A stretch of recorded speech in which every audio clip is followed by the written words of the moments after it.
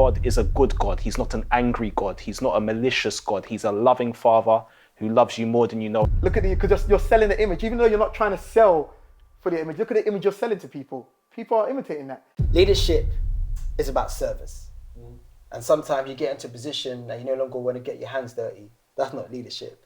Everything about life is about service. But they don't realise that the 15 hours that led to the 15 seconds or the 15 years that led to the, do you know what I'm saying?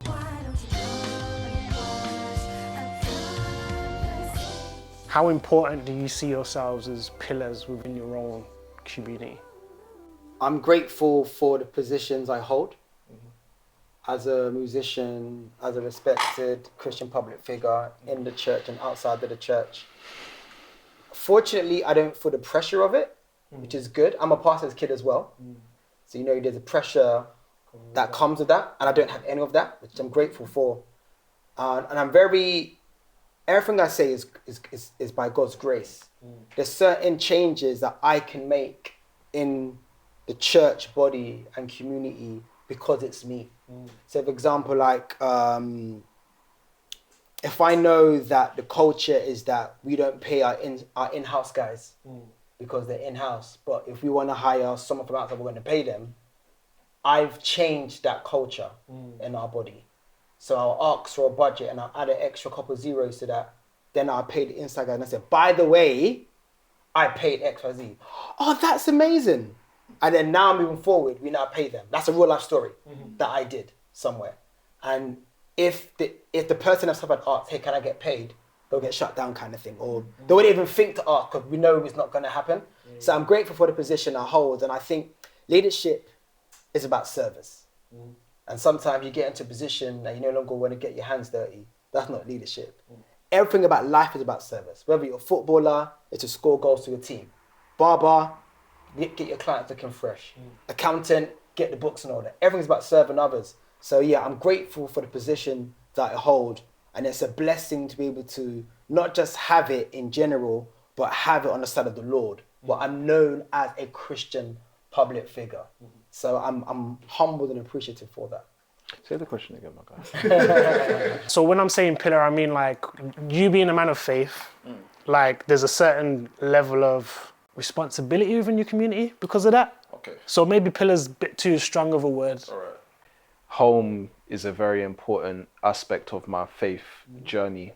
Because I was with my cousin earlier on, was speaking life into him just about his faith, his walk and everything. Obviously, he's living a type of life, but I really wanted to speak God into him and not allow him to say that he'd never heard the gospel. So home is a very important aspect for me. I guess reconciling where I've come from as well and still speaking to my boys off the roads is a very important aspect. So I guess I'm a pillar there. I'm a light in that area. In terms of being a pastor, obviously you live by example. So a lot of people are looking to me as I follow Jesus. I don't want people to be dependent on me. I want them to be dependent on him. But it's all about how I live my life, and what I'm feeding myself to feed them is very important. So there's a lot of, would I say burden? Yeah, there is. There's a burden. There's definitely a burden to build the right foundation in the people I'm leading, to protect them from false doctrine, etc. Because I am their overseer, so I hold that position, which is weighty. So it's important to me, and I guess lastly, because I'm going to have to give an account for their souls, praise Jesus. Yeah, it's serious, you know what I mean? So yeah, faith is very important to me. How I live my life is important, and the rest, yeah. For me, it's funny because I have a responsibility, you could say, being, having a family, having children, you have a responsibility. Running a business, you have people which are working with you in the business, you have a responsibility because everyone, if I make some mistakes, then the business closes down and suddenly that person doesn't have a job, that person can't earn money and so on. So there's a responsibility, a literal responsibility there. What I do is a lot easier than what you do. I don't think I would want to be a pastor because I know the responsibility and the burden that comes with it, you know, or the responsibility that comes with it. With what I do, to some degree, is out of choice. You know, when you lace up your boots, it's not out of choice anymore. You know, you don't have the decision to make, even though we potentially could go out and to some degree, let's say practically, let's say do exactly the same thing, let's say practically, but I don't carry what you carry, you know, so I feel like because I'm very aware of the weight that comes with like being a pastor, right? I think I have that in my head, and I feel like if I'm just being honest about it, it almost feels like I don't want to use the term loophole, but I've almost found a way to be effective and help without without that full-on responsibility of being a pastor. I don't really feel that burden in what I do. You know, I heard someone talk about this actually online the other day on YouTube, where there were these two YouTube, like, I don't even know what they call themselves, YouTubers. They're these Christian YouTubers that just do commentary. They even do teaching to some degree sometimes, you know, this online, right? And they actually said that they felt there's a lot of pastors that actually should be doing what they're doing, because they still get to preach to some degree. They still get to teach. They still get to kind of like do them without that commitment and responsibility that's held by the pressure. Like, so, you know, if they switch off their YouTube channel, they switch off the YouTube channel. Yeah. You can't just say, I'm not turning up. You need a good reason, and you need to fill in. Get someone to fill in, you know. Yeah. But someone can just say, I'm not putting out a video today. Why? I don't want to. I'm not putting out a video for the next 4 months. All people are going to be like, what happened? What happened to, I saw Faithchild YouTube channel. What happened to it? What happened to him? But you become a pastor, you can't say I'm just taking 4 months off. They'll be at your door. Trust me. What do you mean you're taking 4 months off? You know? So I hold the position, you know, with what you do. Like, for me, I see it as, which is like, I respect it highly, you know, and I respect anyone taking on that position and taking it seriously. As things happen, it's kind of like, you know, they don't have to worry about it. And I tell the staff this all the time. I said, you just don't realize anything that's going on. Like, you just turn up every day. My mum used to always say this when we were younger. Like, she used to always say, children do not understand what adults go through, what parents go through. They just ask for something. They do not have no clue what goes into getting that thing. They don't have a concept of money. They don't know nothing. They just say, I want trainers. Oh, can I get trainers? Please, please, please, please, please, please, please, please. You know nothing of what that parent has done to go and get those trainers, right? But they just receive the trainers. And they don't even have the appreciation of what has gone into getting those trainers either. They just take it, take it, right? And I feel like, you know, in any position of leadership, right, there is always that feeling of like, that's why I always use the analogy of like parent. It's not to demean people, but it's that parent kind of like child thing, where it's like they just don't care, you know. I could have gone through so much stuff up all night because the lights were off, and, you know, I could have been on the phone all night, I could have been here, and the workers come in tomorrow, and it's just as normal, the lights are on. They know nothing that has gone on, right? And even if you say to them, right, yeah, the lights blew yesterday, they're like, oh, for real? All right, cool. Oh, for real? For real, yeah. Carry on. They don't know, and not only they don't know, now. they actually, and it's more than not actually knowing, and I said they actually don't care. There is a thing, you know, of like appreciation which you don't fully get for being a leader. And I think, you know, online now, especially social media, everybody wants to be a leader. Everybody wants to be a boss. And that's why, you know, my message is about leadership and being like a quote unquote boss, right? I always get people coming back to me, talk about I'm being negative, right? Or you're being a bit this and you're being a bit that, right? I always get, anytime I put a message out about it, and I'm like, I'm not being negative, I'm just being honest about the position. I feel like everybody just wants this whole thing of like, if it doesn't sound positive, then it's not good, you know. I put up a message one time, literally just saying, I said, and this is what I said in the message, I'm not saying that you shouldn't want to own a shop.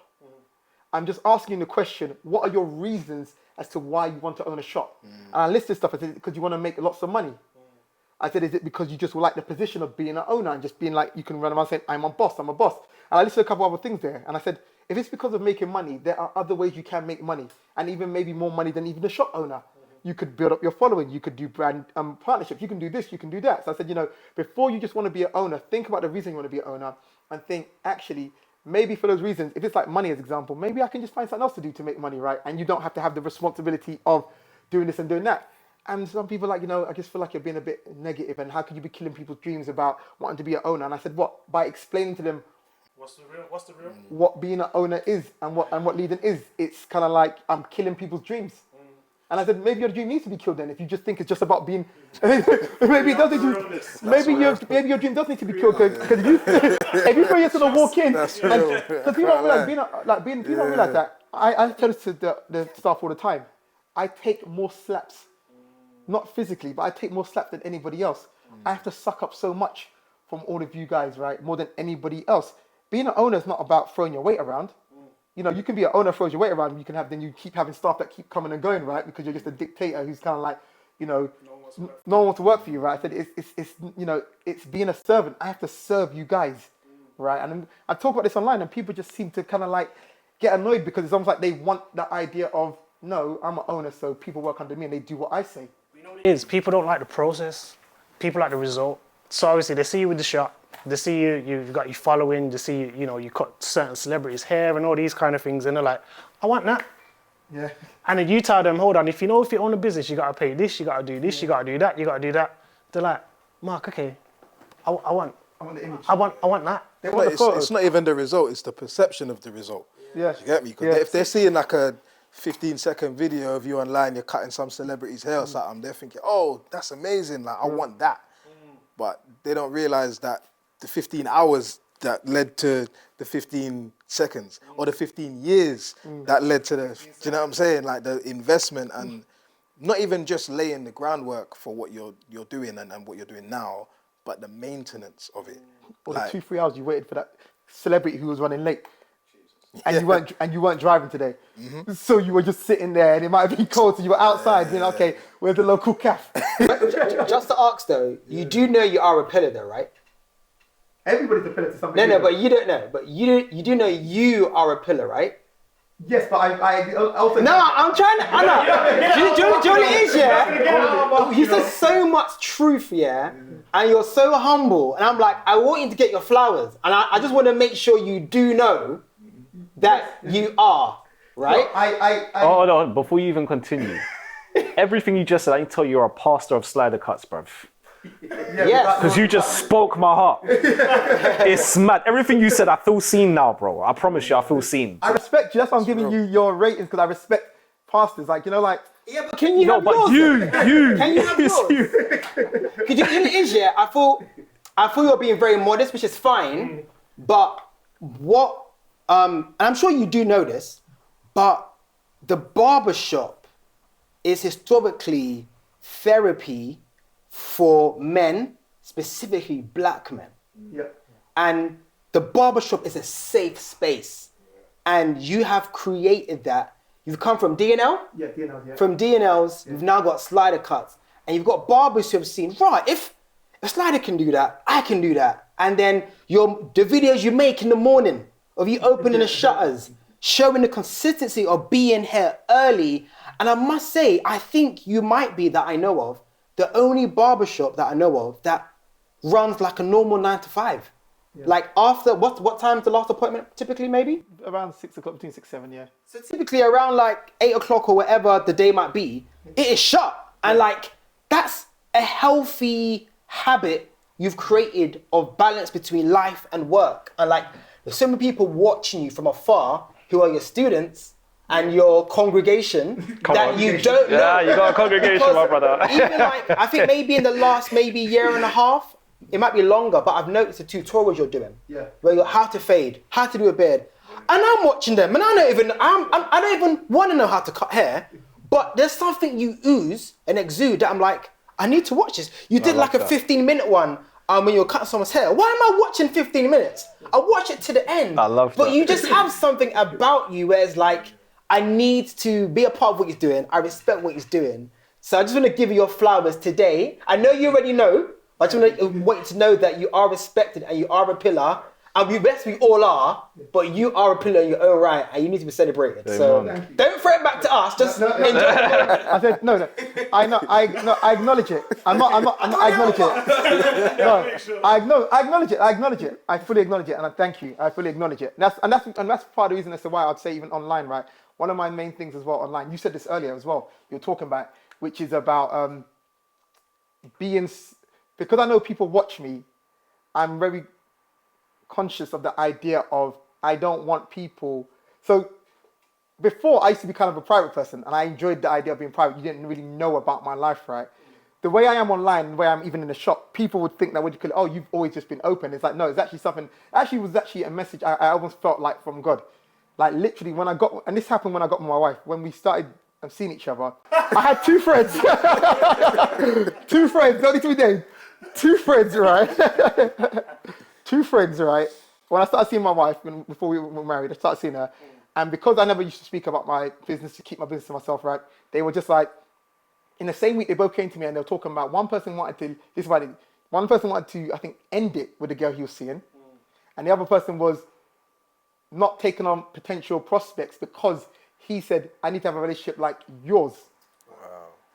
They both said it, you know, I need a relationship like yours. And I was like, my relationship's not that good, you know. It's not that, you know, it's not what you think it is. Like, because in their head, like me and my girlfriend at the time just never had an argument. And it's like, no, we've had arguments. And I just thought I felt this like almost like God was almost pricking me, like, look what people are doing. Look at what's going to happen. So even if you think you're keeping yourself to yourself, right? And you're like, well, I'm not doing anything. I'm not telling them to do anything. People are making decisions of what they think your life looks like. You know? So I remember like the two guys, especially when it's kind of like, and I thought, so imagine this guy ends it with this girl, right? And she's good for him because he thinks that you should never have an argument with your girlfriend because Mark and his girl never had an argument. And his relationship could even be better than my relationship, right? And he's going to end it. And then this other guy is telling down all these girls because he thinks I've got a perfect relationship because my wife is quiet and because I'm not talking about my relationship. And I just like, I had to come out of my comfort zone and be like, you know, me and her, actually, this is what's going on and that's what's going on. And it felt so uncomfortable, right? But I felt the responsibility to make sure that they don't make decisions off a picture. That's what I see social media as well, a picture image. And that's why even on social media, I'm so open. Even here, like with the barbers, like, they call me blabbermouth because I'm the most open about my life. You know, I'm the one who points out, but now I've got used to it, right? It's a lot easier now just to talk about things which are going wrong in my life and to laugh at myself, right? But the reason why I do it is so that they can see if the boss, the leader is being open like that, then they can as well, you know? And some of them have said to me, you know, like I remember one of the staff said to me the other day, they said, you know what, you might not even realize this. They said, but you said things in here, right, that made me realize in my life, actually, this isn't that bad. And maybe I shouldn't feel that embarrassed about it. And you know what, actually, this is actually okay, right? But they won't directly say it to me, but this person brought it up to me the other day. And I thought that was the reason as to why 13 years ago, right? When I got that, almost that prick from God, like, you know, well, look what you're doing. Look at because you're selling the image. Even though you're not trying to sell for the image, look at the image you're selling to people. People are imitating that. And that's why I've always thought it's very important, especially if you're going to be in these positions of, you know, of being in front of people, that you also have a responsibility to show people what's behind you and what's inside you. Because people just see a picture and say, oh, well, I want to be like the pastor because the pastor, you know, the pastor's perfect. But when the pastor can actually say, you know, especially if we're talking about biblically and a Christian doctrine, that actually I'm flawed and I need grace as well. You know, they don't also put you on a pedestal of like you're Jesus. You know, I'm just understanding I'm just someone who's just facing Jesus, walking towards that direction as well, trying to help you come along as well. Yeah. Instead of being. It's like, you know what's interesting is that you looked at Omar and you said the burden that you have as a pastor, like I wouldn't want that. No. But essentially, Tell him. your pastor SliderCuts. I told you. No. You say no. Hold on. You say the only thing that's different between, or one of the things that the main difference between you and Omar is the fact that Omar continuously has to go back to these people. Yes. However, what you're delivering in your transparency, in your openness about your journey, where you're at, the reason why people call you blabbermouth is not because you're talking too much, is because you're actually preaching, you're testifying, you're doing all these different things without knowing that this is actually what you're doing. You're changing lives of people, not just by cutting their hair, but by having certain conversations, which makes them go, you know what? Mark, you see when I was in there the last time the other day, you know what I realized? And now what you've created in this environment is the same thing how what Omar would create in his church is if I'm transparent, you guys in that ministry can have a conversation and you guys should be transparent because I'm transparent. So you'll have barbers coming here, like when you talked about that guy that said, I didn't want to do therapy. He came in here and said, I don't want to do therapy. Everyone else was like, no, go and do it, check it out. That's only because you've created that environment where people feel like they can not interject, but be a part of people's lives outside of just a trim. Yeah. Do you understand what I'm saying? I relate to what he was saying earlier though, because I think it makes sense in my head, like why you feel that way. Yeah. Like going back to what you said earlier about like you're at a stage in your life where you don't want to take on more responsibility. That's how I feel. Yeah. Like, I don't want any more than my portion. That's it. Do you know what I'm saying? So like even like in music and stuff, people have tried to like kind of put certain titles on me for years. Like, oh, you're a Christian artist, you're a minister, you're this, you're, and I'm like, yeah, I just rap, bro. Like, I don't, like, do you know what I'm saying? On the back of that though, just because it's not the title that makes you do what you're doing. Do you know what I'm saying? The title comes after, but you're already doing it. So whether you're Minister Melvillous or just a rap, just Melvillous, you still be doing the things that people would call you a minister because of, if that makes sense. The same way how people look at SliderCuts and saying, how I'm saying you're like a pastor. He's not a pastor in title terms, but in how his role and portrays himself and functions within the barbershop is of a... But it's a lesser degree. I like that. I like how we try to come back to that. No. I get it. No, Now do you feel more responsibility? and also I Just think for more more weight. as well, because I feel like even like they stop. I think like culturally people stop doing it maybe now, but you've been in the music industry for a while. You're slightly younger, right? And let's say especially the Christian industry, even though you wouldn't say you're a Christian, rapper. But 10 years ago and back, anybody who's a musician was suddenly a preacher. And they got those titles put onto them. Facts. And this was like 10 years ago, just like, if you were a rapper, if you could rap and you're a Christian, it's kind of like now you're suddenly preaching. It's like, well, what are you doing at the front preaching? Yeah. Because you rap about your life and your story. So I think there's been this thing where it's been like, oh, suddenly if you have this gift, right, and you're a Christian, then suddenly you're a pastor. And it kind of to some degree diminished the responsibility and the role of actually a pastor, that you feel like because you have a gift in putting words together and rhyming together, you now are suddenly a preacher. And then loads of people, especially over the last 10 years, fell away and stuff like that. And it's kind of like, but I remember seeing you at the front preaching, but in some degree, what qualified you to be in that position? Because the responsibility came from other people saying, oh, but you've got an audience. And that's the reason why I'm clear about it, because you got an audience. An audience doesn't mean you're suddenly like a pastor, you're a bishop, whatever it is. No, you've got an audience. And I think it's good to create clear lines about that so that you don't get muddled up, and also so people can actually respect even the position of what someone is actually doing, especially as a pastor and actually as a minister. It's kind of like, cool, I'm a Christian, yes, and I put it out there and I live out that life, and that's what I'm doing. So every Christian has a responsibility to reflect Jesus in every walk of life, right, wherever they're going. But that doesn't mean suddenly, and that's why I'm very clear about. I'm not that though. I'm not the pastor, because that don't stick. I hear it though, but I get it. On the last day, don't put me in the pastor queue. I'm not a pastor, and you've seen it. All the people were talking about. It's kind of like, but they were all preaching week in, week out, this and that, blah blah blah blah blah, right? And it's just kind of like, if they were really, in reality, they should never have been up at the front preaching. They were rappers, they were musicians, they were singers. You played an instrument. You were a business speaker. Because I might be great at speaking about business, doesn't mean that, I'm now a pastor, because I can speak about business. And because people, and maybe through whatever reasons why, they've seen people who have audiences, and I know what they're trying to do. They're trying to say, okay, cool, we can reach that audience through you. Back in the day, that you give like a little sermon about the song you're about to perform. The song is called "In My Ends." Christ had 12 disciples. It was about local communities. So I know the cool things about back in the day, but I'm grateful for where things are now, and that God can use us in all our different areas and capacities. So it's amazing. Guys, we come down to the last question. This has gone better than I thought, which is great, and I thought it was going to be great. So, my last question to all of you to kind of answer individually. For someone, think about someone who could potentially be going through something similar to what you've either gone through or what you're going through now. What would your encouragement be to them? I want to leave the viewers with something that they can kind of say, I need an encouragement, or something I can hold on to. This whole conversation has been that, but I want to also leave them with direct encouragement into their situation and what you've experienced in your life. Conversation, community, and Christ. I feel conversation, as in you're not the only one to go through it. And when you're silent, you think you're the only one.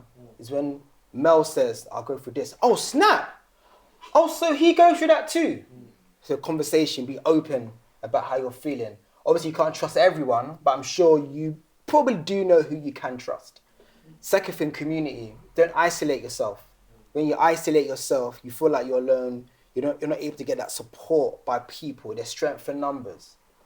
So conversation, community, and the last thing, Christ. Christ at the center of all. I think every human needs hope and love. What is your hope anchored in? As a Christian, mine is anchored in Christ. And that doesn't mean I won't go through troubles, but it means that I know what I can fall back on in the good times and in the bad times. But having those three things are the most important things a person needs. You're not alone. Seek help. That's good. I think it's the last C that you gave, which is Christ on my end.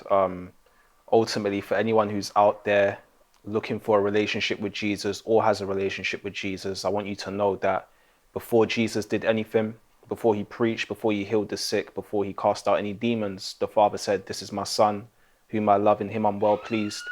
And the Father validated Jesus before Jesus picked up a mic or did anything. And I think the message I want to leave with you is that once you've given your life to Jesus, you've been validated. There's nothing you can do to earn the Father's love or the Father's approval. You now have a Heavenly Father who loves you more than you know. And it's his love that will validate you and allow you to walk around loving others.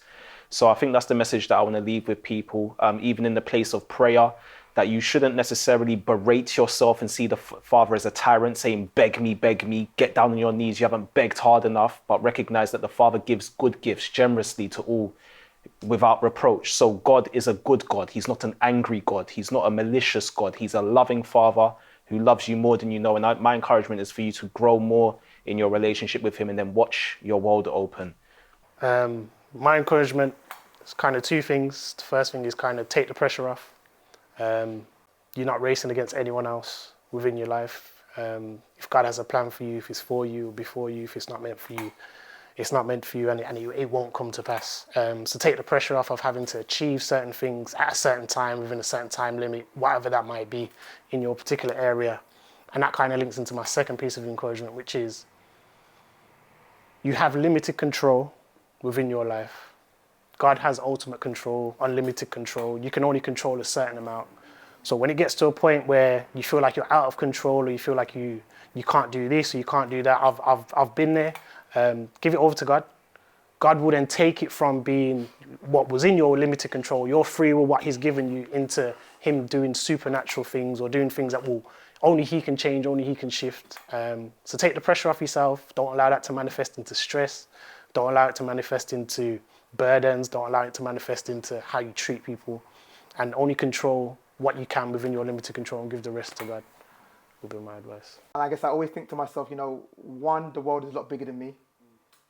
So to some degree, anything, I'm going through this is not like some attack directly on me. There are plenty of people which are going through exactly the same thing and so much more. So the world's just bigger than me, for one. This world, it isn't an accident. This is my thing. The world isn't an accident. This world has been created, and then it has been created with a purpose. And then I think this life is too short for this just to be this. This is just I'm basically saying what I kind of say to myself. This life is too short just to be this. I was thinking about just what's helped me recently, and what may help anybody that's out there that may be struggling with whatever they might be struggling with. Just the idea that it's never too late to unlearn, firstly, and it's never too late to adopt a new positive mentality or mindset or whatever. I get really inspired when I see this is random, but I get really inspired when I see old I don't know, maybe 65 plus men that are transform their body into some, you know what I'm saying, super Hulk Hogan type thing. I don't know why, I always look at that and I just think, so at some point you just decided I'm just gonna switch things up, and you may have gone your whole life not even thinking about exercising or working out or whatever, then all of a sudden you just like, the light switch came on and your body still had the capacity to transform itself. That just fascinates me and amazes me. So I think if the body can do that, what can the mind do? Do you know what I'm saying? Firstly. And also, I've been heavy on like Bruce Lee content, random, I don't know. But Bruce Lee always would talk about like being water and like this idea of like, you know, being able to, I guess, be adaptable. And I think for a long time, I felt like I was ice instead of water. So if you pour obviously water into a cup and you freeze it, it's going to take the shape of the cup, right? And sometimes we do that. We harden ourselves because we feel like it will give us strength, protection, whatever it might be. But now you're that thing. You can't be anything else but that. You're stuck in that shape, in that form. Whereas if you kind of soften yourself up and kind of allow yourself to be more adaptable to whatever comes your way, then yeah, there might be a period where you're in a cup, you feel a little bit trapped. But once you pour it out, it's like, you know, you're free and you're flexible to kind of do whatever you need to do. So yeah, I feel like that's like a metaphor for like, you know, becoming cold when the world kind of chucks stuff at you and life be life. And do you know what I'm saying? Like you kind of have to do everything within your power, in your own strength firstly, and you know, lean on the Lord, of course, and you know, like Faith was saying, that you know, that see about community, having people around you, like a tribe around you, that's gonna kind of almost provide you the warmth that you need so that you can melt from ice to water. Do you know what I'm saying? Because it is, it's probably impossible by yourself, I would say. I don't think I've really seen that. Some people, you know, they're heavy on the whole, yeah, self-motivation, I can do it myself, or whatever. I think there are things that we can do ourselves, but ultimately, like, you know, we were placed on this planet, you know, for community. Do you know what I'm saying? Like Omar was saying before, Adam and Eve, like, God didn't just stop at Adam.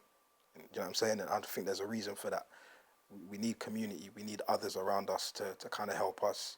And in those times when, you know, your instinct is to freeze up and harden up and say, nah, man, I can firm this by myself.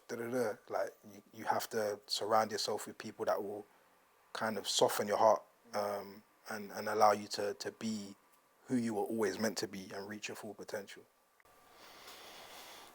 Guys, thank you. I really appreciate it. I think this was good. This was good. This was open. This was transparent. This was an amazing conversation. Thank you to Faithchild. Thank you to Omar, Tackie. Thank you to Melvillous. Thank you to Mark, not just for his contribution, but for allowing us to use the shop. Thank you to Jamal behind the camera, as always.